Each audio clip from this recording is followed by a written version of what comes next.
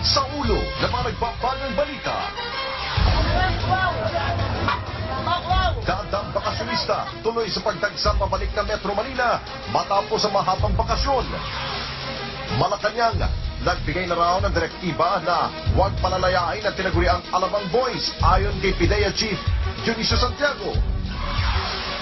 Malamig na panahon magpapatuloy pa ayon sa Pag-asa. 4 ang patay sa magkakasunod na lindol sa Indonesia. Korea lalo pang umiinit ang career at love life sa pagpasok ng 2009. Angel Locsin, inisa-isa naman ang mga sexy leading men para sa kanya. At ang pumamakulay na Fluvial Parade ng Cotabato City.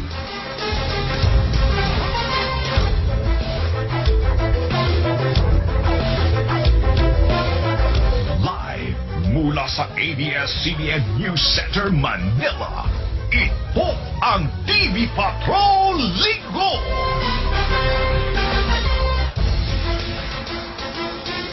Magandang gabi Pilipinas, ako po si Alex Santos. At ako naman po si Bernadette Zambrano. Narito na ang detalye ng mga balitang kailangan yung malaman ngayong linggo. Matapos ang halos 2 linggong bakasyon, balik trabaho at eskwela na bukas ang marami sa ating mga kababayan. Kung kaya't buhos pa rin ang bilang ng mga biyahero pabalik ng Metro Manila sa mga pier, paliparan at pangunahing lansangan. Unahin natin ang sitwasyon sa Batangas Port, kung saan live na nagpapatrol si Israel Malasa. Israel. Alex, lumalalim na nga ang gabi dito sa Batangas City Port pero tuloy-tuloy pa rin ang buhos ng mga pasahero dito. Pagkatapos ng mahabang bakasyon, unti-unti na rin nagsisialisa ng mga bakasyonista sa Puerto Galera sa Mindoro. Kasama magkaibigang Maru at Glyza sa magbabalik Maynila. Balik trabaho sa call center si Maru. Balik pag-aaral naman sa Germany si Glyza. Sulit naman ba ang bakasyon nyo? Medyo nagiging naman kayo dito. Okay lang. Worth it naman. Sa kanya, okay. Sa akin, bitin.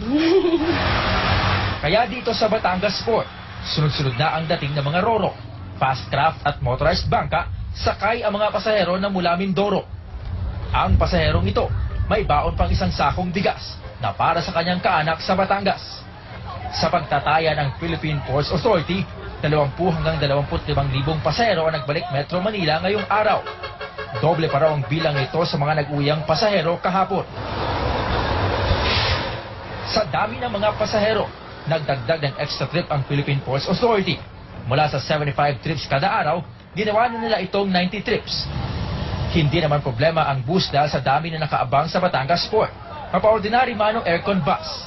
Dahil sa dami ng pumipick up ng pasahero. Hindi maiwasang magkagrian ang ilang dispatcher ng mga bus at mga pulis ng PPA.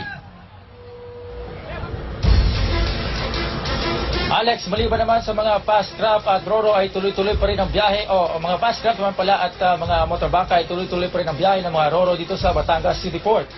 24 hours kasi ang biyahe dito kaya walang dapat ikabahala ang mga pasahero.